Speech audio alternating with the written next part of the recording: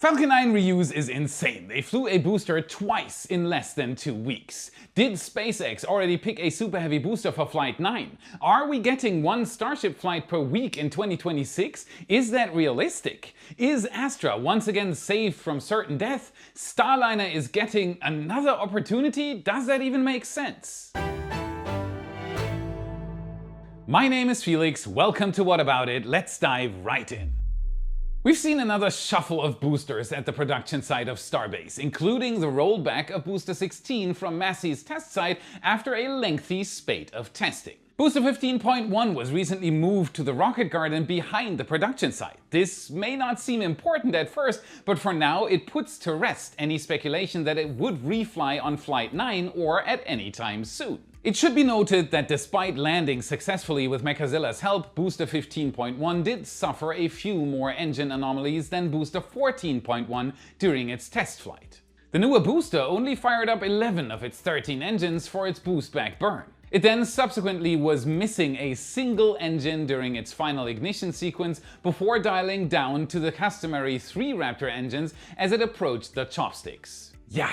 We've noted here before that SpaceX seems to have learned quite a bit with super heavy boosters recently, as shown by them going 3-for-3 with Mechazilla catch attempts. It's a luxury to have multiple flight-worthy boosters to choose from, and Booster 14.1 and 16 both seem like the most worthy candidates for future test flights. For now, Booster 14.1 remains in the Mega Bay with its newer friend and the freshly stacked and even newer Booster 17. The question remains, how close is SpaceX to reflying a super heavy? I have a strong feeling that we'll find out very soon. Maybe Flight 9. Reflight is very important. Even without a reusable upper stage, this opens up the first step for a profitable Starship.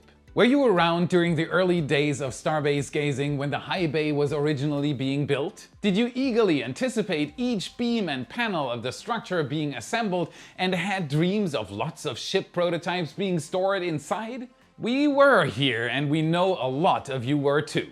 So that makes it a bit of a sentimental experience to see the structure being torn down as SpaceX prepares for its own Starbase version of the Gigabay in the near future. The Gigabay will be superior to the high bay in just about every way. Most importantly, it'll have room for super heavy booster storage, not just ship storage. While the orientation of the building remains to be seen, the direction of the high bay opening has long since provided our viewers and curious travelers in South Texas with tantalizing peeks of the latest prototypes. If you've ever been to Starbase in person, you know what we're talking about. Highway 4 runs just meters away from the 20-story building, and it feels like it's right on top of you. Recently, barriers have been erected and crews are slicing away with cutting torches. While the bay itself may be obsolete, it certainly possesses useful equipment inside, starting with the gantry crane that still has a lot of life in it. However, not in the coming Gigabay, as it won't fit with the building's ginormous dimensions. New memories and exciting times are sure to come in the future, but we here at What About It are pouring one out for the OG of bays one last time. Speaking of things of giant proportion, Pad B's flame trench is another such thing. You truly can't appreciate its size until you're right next to it. SpaceX decided not to build a flame trench for Pad A during the original construction of the OLM and the corresponding tower and infrastructure, and the results weren't great. We've chalked that up to material testing, and it appears SpaceX has definitely made the decision to give Pad B not only a flame trench, but an absolutely massive one. Last week we showed you the scale of the 350 truck concrete pour that was going on at the site. Now we're seeing giant wall segments for the trench getting placed. These are massive. Our own Jordan Guidry along with Starship Gazer captured some pictures of the giant chunks being transported to the launch site. They will be reinforced with, you guessed it, more concrete. With the scale of operations happening on this, it's safe to say that this will be one of the beefiest flame trenches in history. And we've also got something to compare it to. Old NASA photographs from 1965 show the original Pad 39A flame trench. Its dimensions were massive, and the trench in the center of the pad held a 317-ton flame deflector to help tame the Saturn V rocket's fury. It's hard to say how heavy the one at Pad B actually is, but it's not far from what NASA used back in the day. Other news at Pad B shows more pump stands being installed for more Pad B infrastructure, while Pad A refurbishment continues along as well as Flight 9 creeps closer. In other news, Musk gave another estimate for the future cadence of Starship launches, 1 flight per week in roughly 12 months. This might sound far-fetched at first, however, considering that the newly built Star Factory will soon start producing Starships at a much higher rate, and that SpaceX is very close to reusing a Super Heavy booster, it makes a lot of sense.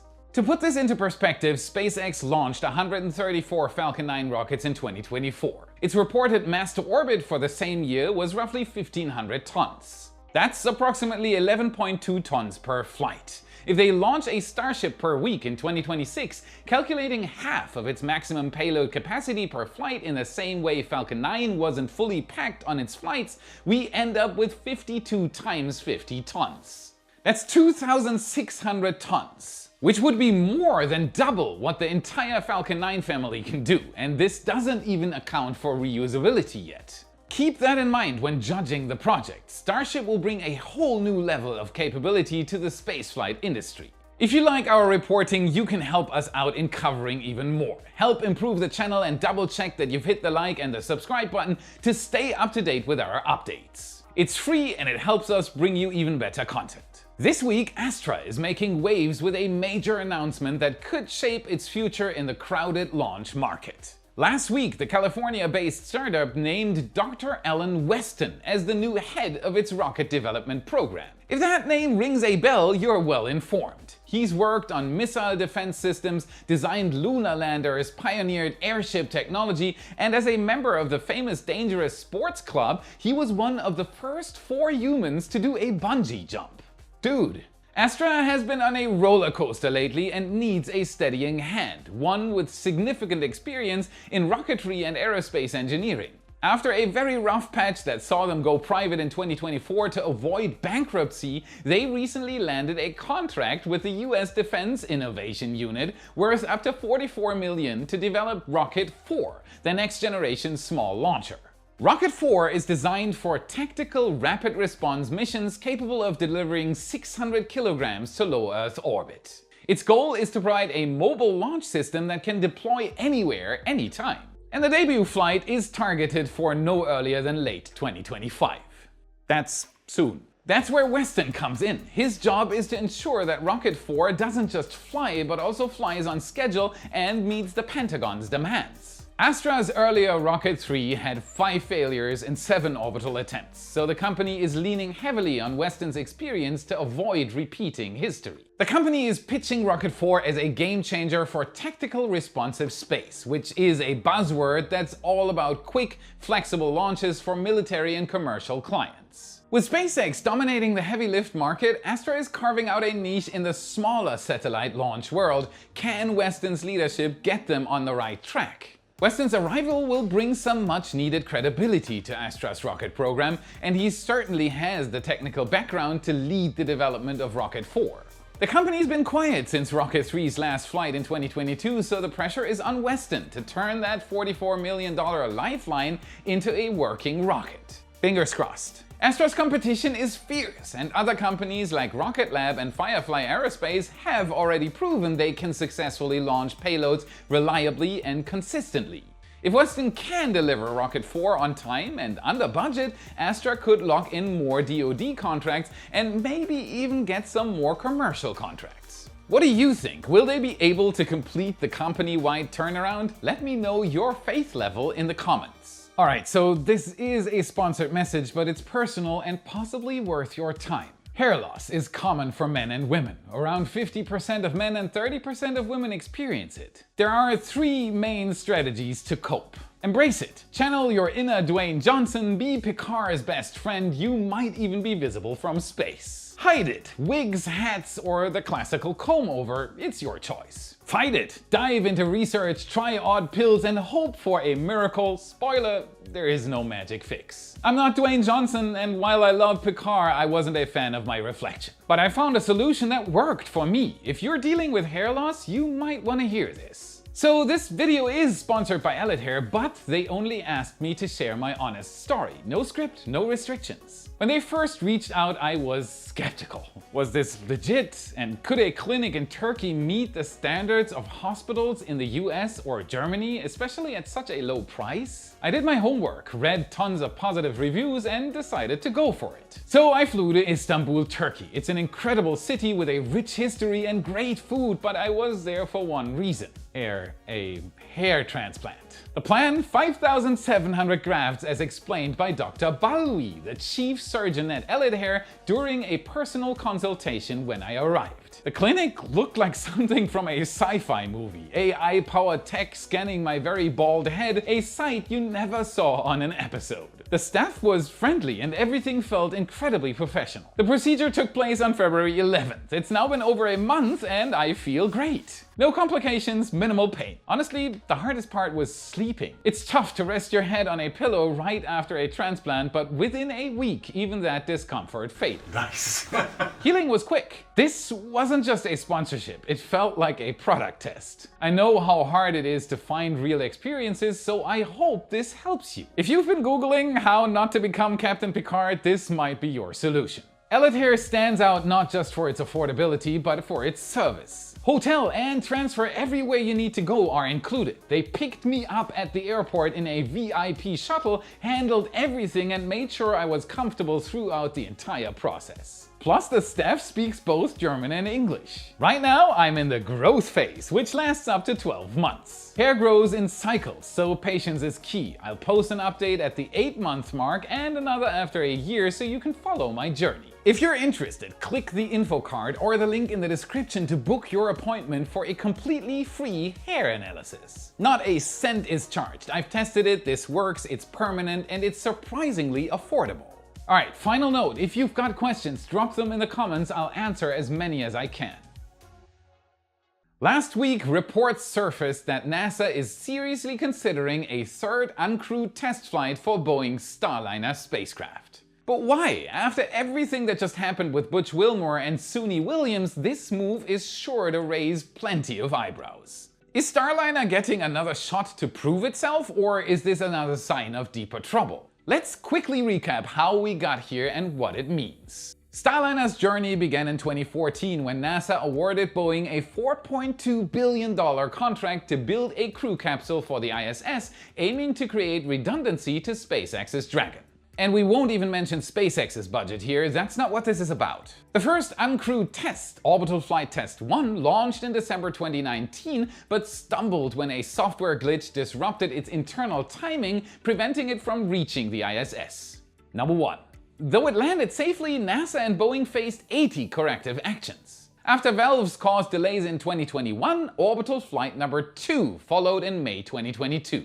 In this test, Starliner successfully docked with the ISS despite 2 thruster failures. Number 2, and it was enough, NASA gave the go for a crewed attempt. On June 5th, 2024, Butch Wilmore and Sunita Williams launched for an 8-day crewed flight test.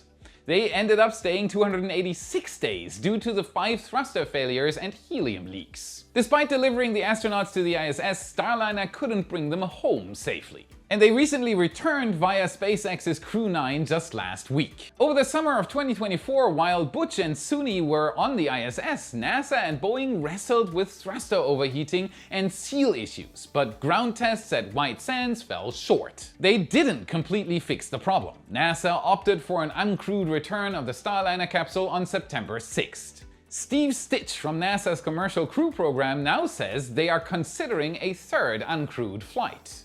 You might ask why NASA wants to try again. Why give Boeing another chance? Well, the reason behind it is a very important one.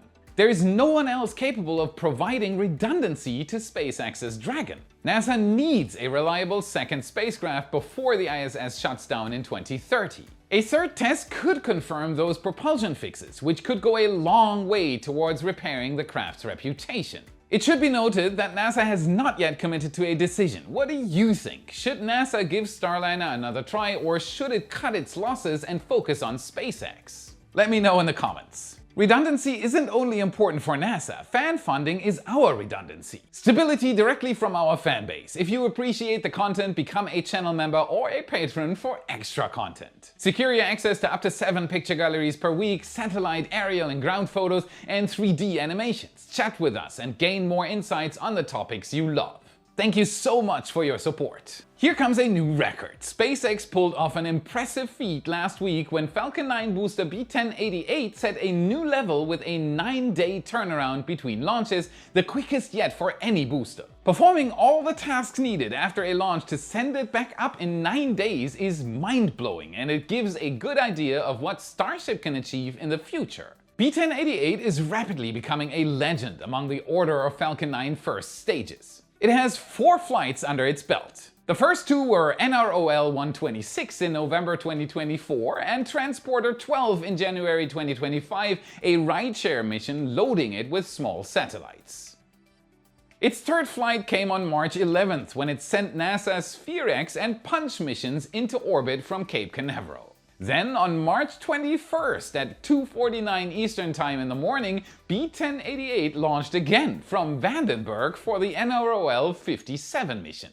That's a gap of just over 9 days, and it beat the old record of 14 days set by B1088 in August 2024. After the launch, it safely returned to the Vandenberg launch site without a hitch. Rapid reuse cuts expenses and boosts launch frequency, something the company has preached for years. So how did they manage to do this? SpaceX has learned many lessons since the Block 5 debut in 2018. Originally designed for at least 10 flights with little refurbishment, it is now approved for 40. B1088's swift return shows that they've streamlined the routine. Land, check, refuel, reload, and launch again.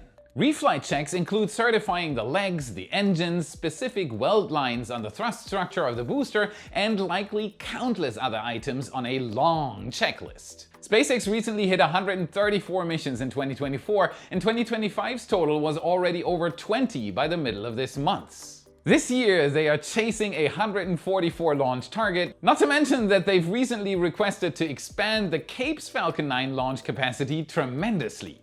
So what's ahead? A 72-hour flip is possible, and Elon Musk mentioned it way back in 2018, much to the laughter of others. Though 9 days isn't quite there yet, it's a huge jump from previous records. Weather, range clearance, and payload timing are limiting factors as well, but the rocket itself has been performing at near peak efficiency lately. On March 21st, astronomers delivered a significant update about WR104, a binary star system 8,000 light-years away. They confirmed that it poses no immediate threat to Earth. Now, that's great, but why a threat from 8,000 light-years away? Yup, known as a potential Death Star due to its capacity to produce a gamma-ray burst, its system includes a Wolf-Rayet star and its companion, orbiting closely every 8 months. Earlier concerns suggested its axis might align with Earth, raising fears of a potential massive and devastating energy blast. These gamma-ray burst systems are basically like looking into a loaded gun from 8,000 light-years away. New findings published by Universe Today revealed the orbital plane tilts 30 to 40 degrees away from our line of sight, greatly reducing any risk. That's great, so we won't suffer the same fate as Alderaan. Wolf-Rayet stars are rare, massive, and volatile. They shed their outer layers at a rapid pace before collapsing into supernovae. Some of these explosions can unleash gamma-ray bursts that, if aimed precisely at a planet within 10,000 light-years, could erode its ozone layer and disrupt life. Yeah, not an ideal scenario for any planet that might be in the path of this, including Earth. WR104's distance of 8,000 light-years away already lessens the danger, but earlier observations of its dust pinwheel, a spiral formed by stellar winds, hinted it might face us directly. That sparked speculation a decade ago. This latest study used precise velocity data from the star's orbits to calculate the true orientation. They showed any burst would miss Earth by a wide margin. Another extinction avoided, it's a good day to be alive. Sierra Space is making waves this week. Their Dreamchaser spaceplane Tenacity hit more critical pre-flight milestones. This reusable mini shuttle is gearing up for its first ISS cargo run. Do you know everything you need to know about Dreamchaser? Let's do a quick check. Dreamchaser has been in the works for years. It was picked for NASA's Commercial Resupply Services 2 contract alongside SpaceX's Cargo Dragon and Northrop Grumman's Cygnus. Unlike those, Tenacity will dock at the ISS and land on a runway, the first to do so since the Space Shuttle. It will target Kennedy Space Center's launch and landing facility. Sierra Space is reportedly nearing the finishing line for its late 2025 debut atop ULA's Vulcan Centaur rocket. The latest milestone is called Day in the Life testing, which checks hardware and software sync for the full mission, launch, docking, and return. Next up are two key tests which include tow and taxi trials. They will verify ground movement. This is followed by a hot fire test of its propulsion system running on RP-1 kerosene and hydrogen peroxide for orbital orientation tweaks. These are set at NASA's Armstrong Test Facility in Ohio, where Tenacity already passed vibration and thermal vacuum tests together with its Shooting Star cargo module. This trunk module will carry a maximum of 4,536 kilograms of supplies and experiments for its 30 to 90 day first mission. It will return with nearly 2 tons of cargo. Beyond the shuttle resemblance, Dreamchaser is built to launch on any heavy rocket with a 5-meter fairing, though it's paired with Vulcan Centaur for now. Sierra Space has 7 NASA missions slated already, and with reusability of up to 15 flights per glider, it could expand to even more science roles. One of my favorite NASA spacecraft made another daring pass at the Sun over the weekend. The Parker Solar Probe completed its second of 3 planned close approaches through the Sun's outer atmosphere, the corona, coming within 6.1 million kilometers of the surface. Now check this out. It reached speeds of 692,000 kilometers per hour, which is fast enough to travel from New York to Tokyo in under a minute. This wasn't Parker's first close encounter. It's not satisfied with one daredevil dive. Launched in 2018, it aimed to unravel the Sun's secrets, and this latest flyby marked a critical milestone. It had already completed 21 orbits, with its nearest pass on Christmas Eve last year also at 6.1 million kilometers. On March 23rd, it dove through the corona again, collecting data on solar wind, magnetic fields, and particle eruptions that can disrupt Earth's technology. Its carbon composite heat shield is 11.4 centimeters thick and can withstand temperatures of up to 1400 degrees Celsius. But why did this matter? Parker isn't just there to endure the heat. It's helping our understanding of the Sun. Its previous orbits revealed magnetic shifts and plasma bursts, showing how solar storms form. This time, the probe's trajectory brought it 7 times closer than any earlier mission, aided by Venus gravity assists that tighten its orbit each round. Parker's final close approach is set for December of this year, concluding its primary mission. The data gathered could refine space weather predictions vital for safeguarding satellites and power grids. Do you want to do an orbit around something epic yourself? Check out redlineheli.com/Felix for a once-in-a-lifetime experience and $25 off flying in a helicopter above Starbase. The Redline helicopter team is waiting for you. They'll show you the same views our photographers get on their Starbase flights. NASA is planning to launch 3 suborbital rockets from Alaska's Poker Flat research range in Fairbanks to study how auroral substorms affect Earth's upper atmosphere. This might not go to orbit, but it's definitely awesome. Auroral waves excited by substorm onset magnetic events. Get it? Awesome! The mission includes firing off 1 4-stage rocket and 2 2-stage rockets within a tight 3-hour window. Led by Mark Condy from the University of Alaska Fairbanks, the effort is supposed to capture data on atmospheric behavior above 80 kilometers. The biggest rocket, a Black Brand 12, will release colorful vapor tracers, visible across northern Alaska to track air movements triggered by these substorms, sudden jolts in Earth's magnetic field tied to solar activity. How many chemtrail posts will these create on social media? Put your best guess in the comments. These launches need sunlight at high altitudes to activate the tracers, but darkness below for ground cameras at sites like Utqiagvik and Toolik Lake to snap clear shots. The 2 smaller rockets gather extra measurements, painting a fuller picture of how energy from these events ripples through the thermosphere where auroras dance. Substorms can mess with radio signals and satellite orbits, and with the Sun hitting its 11-year peak, understanding them is more important than ever.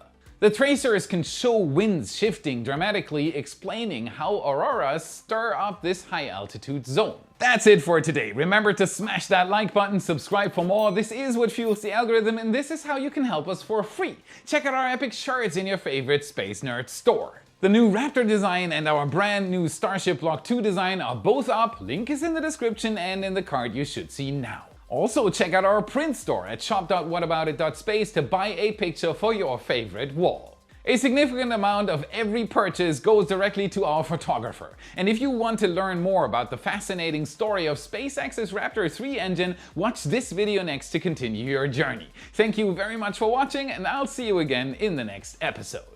What fuels the algorithm? Yes. You guessed it. You guessed it. Falcon 9.